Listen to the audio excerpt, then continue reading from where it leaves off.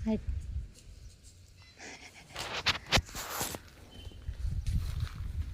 ano kaya hindi yan maugat?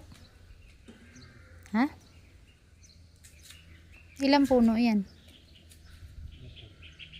Ito guys. Nag-harvest pa dong.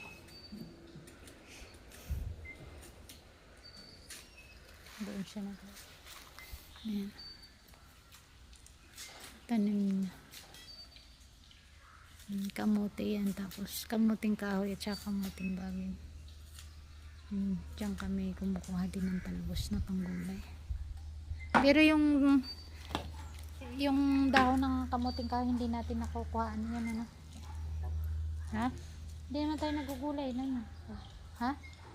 Pangmalingki tayo.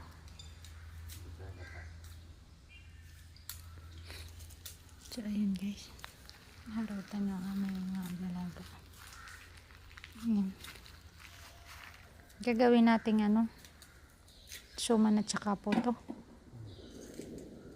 Ayan, gagawa ako ng yung takaan, dahon ng saging guys. Nakita ko rin yun sa Facebook Nagtatry ako kung kaya kong gawin. So ayun, bye na muna. Take care.